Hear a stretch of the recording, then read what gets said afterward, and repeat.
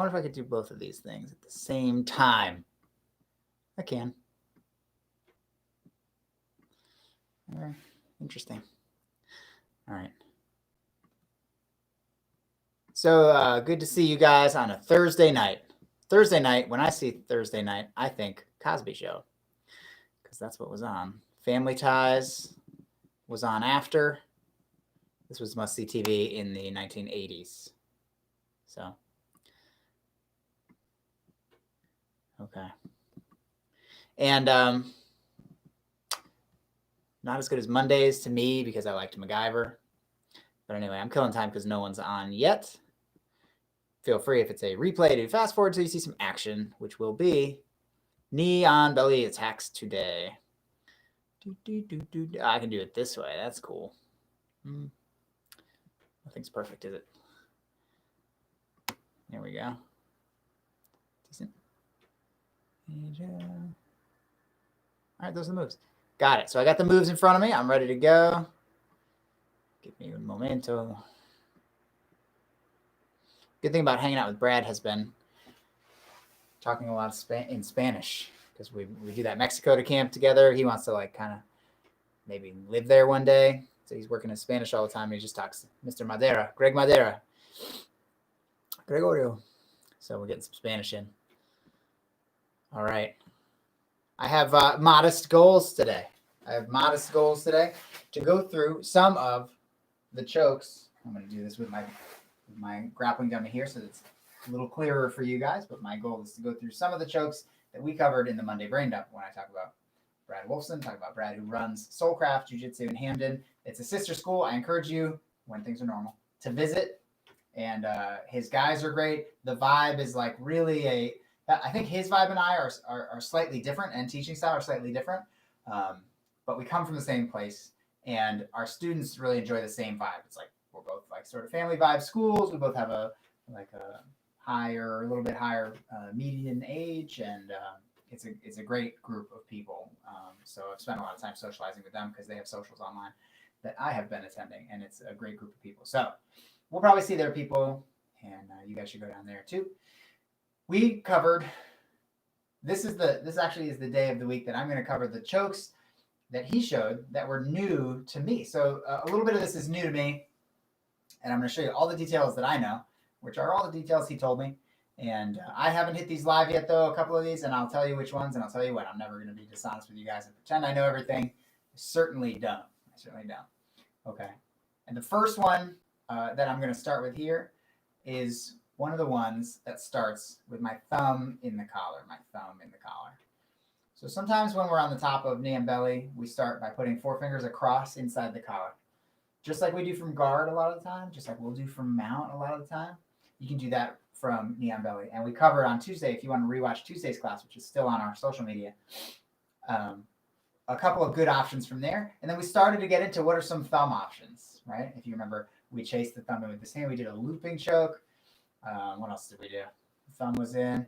We talked about 2 ways to finish the baseball bat choke, which you put your thumb in, put your other hand like this. And there's a couple good ways to choke a person, including a new one to me, which was rolling through for the finish, which was one of Brad's contribution that he had gotten from Majid Haj, who some of you guys know, came and did a seminar at PMA. And we're going to continue down that road, the road of what if I put my thumb in first, my near thumb. Okay. So the first one I'm going to do, for some reason, it's more comfortable for me to do. I think I know why.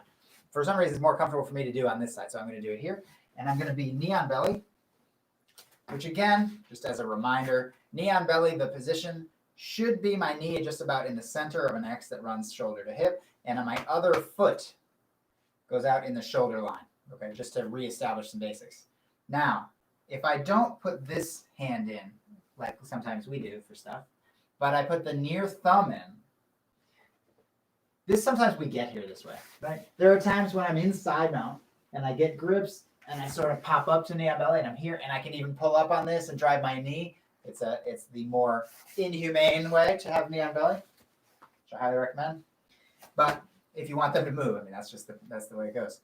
Okay, but if I have this thumb in, very common they put their hand on their knee or somehow maybe their elbow, maybe they even keep their hand safe with their elbow here, but they successfully turn in, turn on their side, boop, bump my knee off to the ground. So here's the first choke. The first choke was, I'm going to call it the knee to ear choke, because I don't have a better name for it. Brad said he got it from Jared Weiner. And if you guys don't know who Jared Weiner is, he's an old school Philly guy. He came up at the same time as like Tony Kosetsky and some other really good jiu-jitsu guys. So anyway, Jared Weiner is really good. He's got instructionals online, and I guess his knee on belly is very, very good. So I just got my knee knocked off. What I'm going to do is bring my knee over their ear. Knee to ear means just that.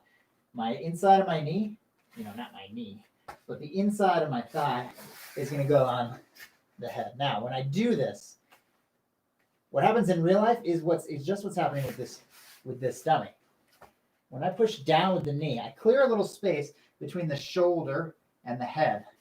So if otherwise their head was like kind of closed, I open that space up. And that's just the space I need to bring this arm across. And that's it. So what's happening with that arm? Well, they're on their side. I pin their knee. That essentially does this to the person's neck, does this. Okay? And anytime I'm like this, I've opened up an avenue here for choke. And that's what we did. But what did I choke him with? The grip's a little funny.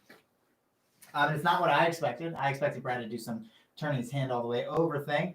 Like we do like a whirlpool choke. This thing we got from Mike DS at PMA from like the stapled side now. But if this person turns on their side here, I put my knee on the ear. What I'm doing is just keeping my grip that I have, which is the thumb in, and I'm bringing my elbow over. So it's kind of the back of my wrist that hits them. I would probably keep your wrist straight. I wouldn't let it bend back like this. But because you keep that nice avenue open, and they turn on their side, avenue is open. You pin that ear down. Now I'm just bringing this across. And let me remove my knee so you see what my hand grip is. My hand grip did not change. It's just that same thumb in the collar. Same thumb in the collar. And I just did this. I just leaned. You won't get all the way across. It's not like you're going to get from here to here. So don't worry about how far to go and stuff like that. They'll be tapping before you know. This is a very effective choke. Brad actually spends a lot of time knee on my belly as we roll together lately. Just because I'm a pain and I'm hard to catch. He's trying to open stuff up. I forgive him. But with this thumb in, he turned that side. So Brad's been doing this. He lets me turn up. Oh, and and in the setup to this, I just want to point out. One thing he was mentioning was if a person's like starting to succeed to turn on their side, with this thumb grip in the collar, one of the things that we can do is force them to look the other way. And how do I do that? I have my grip and I only need to open my arm. And what it does to a chin on a person with a chin is it turns their chin the other way. So I can be here and they start to turn up and I make them look back and I make them look back. But then one time I'm going to let them bring their chin right over my arm. I'm in the way, I'm not in the way. Okay? And if that's not clear, let me do it right here. They turn in, I'm like here, up the jawline until I'm not. And now my arm is like tucked and under their chin. Okay? And that's when I'm going to put my knee on the ear and fold this arm over. Okay? And that's what I'm going to call the knee to ear choke. I'm sorry, that's not the one that he got from Jared Weiner. The next one I'm going to show you is from Jared Weiner. So, knee to ear choke, it's a thumb in choke. Very simply, you can make them look away, and then drop your elbow, let them turn in. Now you're under their chin, or not. Really, honestly, it doesn't matter, but the choke is so powerful. So just about that. Boom. If I'm not under the chin and I do this choke, it's going to be the same because when I push down with my knee, I'm going to get all the space I want to finish that choke. So no worries on whether you get under the chin when they first turn it. If I'm by their ear, it doesn't matter. Just work together to get this down while you push this down, and then you'll bring this across. Okay, and that's the knee to ear choke. I don't recommend experiencing it, but I recommend using it. It's a very tough choke to deal with. Okay, the second of probably 4 attacks that we're going to do today. Might be a little shorter today. Second attack we're going to look at is the Jared Weiner choke that Brad showed me. And you in the Monday Brain Dump. And I'm actually going to start on the other side, I think. Yeah, I think that's going to be my better side for this one. All right. Still knee on belly, and still starting with the thumb in the collar. And this time I'm going to bring my knuckles to the chest. Okay? So I have my thumb in, and this time I'm going to bring I'm switching from my thumb, so let me do this, from my thumb in to my knuckles, and I'm going to bring it down halfway down the chest. Right? This is a weird place to start a choke. Okay? And what I'm going to do is I'm going to step over the head. Okay? Especially as they try to turn up. They turn up, I'm going to step over the head and bring my elbow all the way to the other side. So from here all the way to here, and they have turned up. This is difficult with it. They have turned up on their side, and I have that grip right there. I'm going to come under their head, and I'm going to grab the other collar, and finish a choke right here. Make sure I have that correct.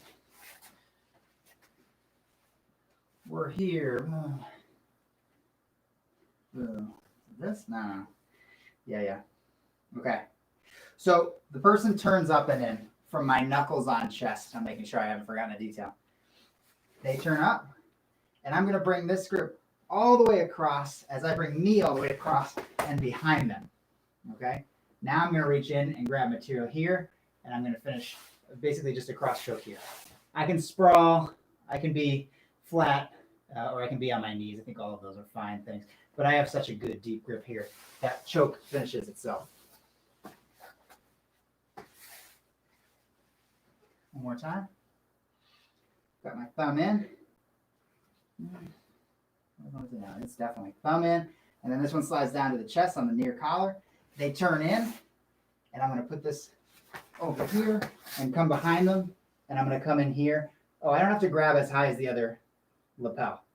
I can actually just grab this lapel right here. And now I can finish this here. I was on my side a little bit. That's okay to be there. But finishing it right here is going to be super solid. Let me do it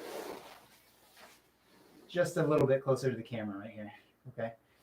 So this is the hand. Let me unwind it. This is the hand I had from here.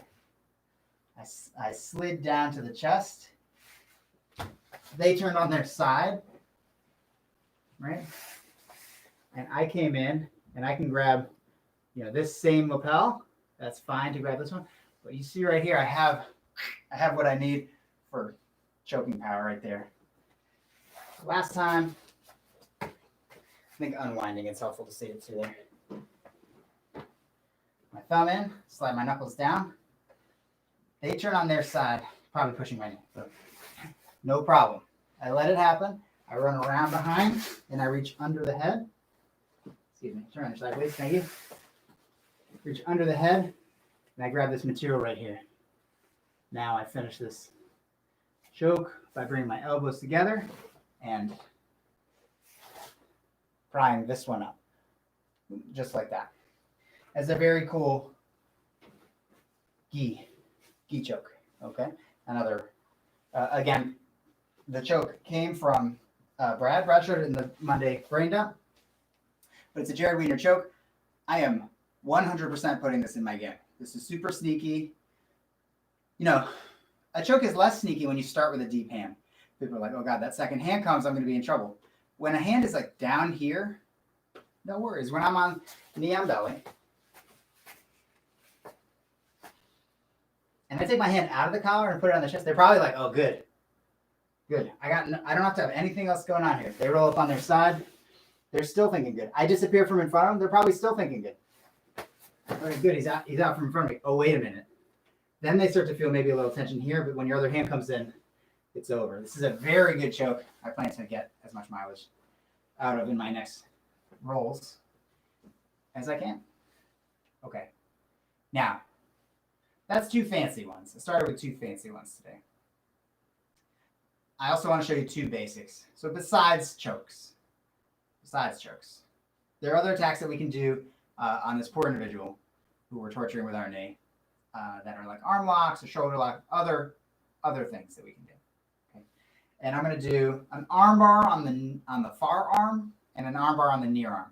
Arm bar on the far arm, probably the first, like the 180 arm bar, probably the first arm bar that most people see from knee on belly. And let's take a look at it right now. So I'm knee on belly on my opponent. And they make the classic mistake. The classic mistake is to push the knee off, to go like this. Get this knee off me, right? What this does is oh my goodness. What this does is it creates a space that you can maybe see under the arm here. Creates this gap right here. That's not what you want to be creating when you're on the bottom, because I'm going to reach into that gap, underhand, right? I reach in like this, and I just pick it right up with like a come here grip. I get the tricep. Now, sometimes someone pushes on your knee really hard, and they rock themselves onto their side, and they give you their arm. And sometimes you're on here, and they just put their hand there, and they're otherwise basically disciplined about staying on their backs. That's okay. This is such a good grip. If they give you this gap, grabbing this tricep is such a good grip. You can do this for them. Pull them right up onto their side. Now I'm putting my hand on the floor, and I'm not right against them. I'm leaving space so that my knee can go around their head and straight down their back. So the move is really 3 steps with like a 4th little finishing touch. Step 1, get this arm and turn them on their side. Step 2, put your hand down. Step 3, my knee goes over their head and down their back. Like this. You can already see I'm getting close to an armbar. But what maybe you can't see is I have one arm up when I land here, but not the other. The knee I brought down their back is still down their back. So I need to bring my knee to the ceiling. That's the finishing touch. Now I can bear hug their arm and sit back with it. Okay, so let me do it from a different angle. Your pillow's showing. Okay. They touch my leg here. I'm going to reach into this gap and roll them up if they don't roll up. But a lot of times people roll up because what they're doing is relieving pressure. Oh, get off me. Okay, sure. So now I've got this underhand grip. Put my hand on the floor, slide my knee down behind the guy, and I've done a 180. So you see what's called 180 armbar. But I'm not done. If I sit back with an armbar like this and they bring their body over my leg, I'm doing like a one-legged armbar. It's just very inefficient. What I want is I want for them not to be able to bring their body over my legs. So I bring my knee to the ceiling. Bring my knee to the ceiling is really bring my knees together anyway. Don't you want to be pinching your legs on the arm that you're getting a hold of? Yeah. And then I'll bear hug the arm and sit back. Yeah, it's possible they grab their hand and we're in that battle, but that's the basic armbar right there. So let me do it again. Just a little more distance from the camera so you guys can see everything. Here, they touch my knee. I underhook. I help them turn onto their side. Hand to the ground. Knee goes, don't even go across their neck. It seems maybe even more efficient or mean or something. It was unnecessary. Go right around. I'm here and my knee, last thing is knee comes to the ceiling. Boom. And I have the arm here. Sit back for that hyperextension. Okay. And that's the 180 arm bar. 180 far side arm bar. There is also a near side arm bar. So we will do only the 4 moves today. I'll review them when I'm done, but it might be a little bit of a quick class. There is no yoga after. I need to let you guys know because Katie moved. And the next thing we'll be figuring out is where yoga can happen because we'd like to get back to doing it actually in groups, in the group. So let me put this situation back together real quick. This is Sheila. All right. This is a very muscle-bound guy now. The last one we're going to talk about is the near side armbar. So why does a near side armbar become available to us? Well, sometimes I tell you guys about grips that you can get as the bottom guy to help you with reversals and stuff. Sometimes we catch this out of the air. And so I've got this near arm up like this. But one of the things that might be the reason that I catch this arm like this is we're kind of supposed to enter knee on belly with some dominant stuff going on, right? When I hold this and I hop up to here, a lot of times they'll push this knee or something and I wrap this arm and I pick it up. So when you're talking about this arm, the near arm, that's the far arm. I hope you guys see why. When we're talking about the near arm, I want to grab at the elbow. So grips like this, like having a cat's paws grip on this arm, it looks super cool. I can see myself in the video monitor. Like I look so super cool. But this isn't very strong. If somebody's stronger than me, this is a strength battle. This is my, tricep, maybe some delts or something, versus their maybe hold back, pulling their elbow back to the ground, and I'll lose this battle. But I'd love to keep control of this arm. So instead, if I hold behind the elbow and I pick up there, and now look, I put my elbow on my leg, I don't care how strong they are at all. They start pulling, the pressure pulls my hand and goes through my elbow, goes up to here where my contact is my leg, and then down my leg. They're not gonna like pull my leg through the floor. So yeah, this is extremely strong. This right here is extremely strong. And I guess this is an example of this right here, having this arm up, and then my 4 fingers being in. That's an example of 4 fingers starting choke. But I also have this near arm. Okay. With the near arm going on, my next step is to do this. Bring your shoelaces from your knee on belly knee, this one, up into their armpit, like this. And I'm putting the side of my shin on the belly, and then my leg comes over. But you see where my foot is. It's hooking this shoulder. And now I'm hooking the head, and I sit back, and I've got the arm here for the armbar. All right.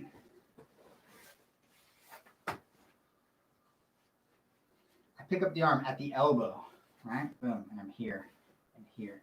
And I've got my elbow shelved on my own leg. Boom. It's going to be hard, very hard for them to get their arm back to the ground. Now, and you can do this other times. Maybe your knee on belly and you're looking for what to do, or you're starting to do a choke and they start pushing your chest. I mean, it's just a mistake. How do we capitalize on that mistake? With only the knee across the belly, we have to slide these toes into here. Boom. And I'm on the outside of my shin. All right, so I'm on the outside of my shin, resting on my guy. Boom.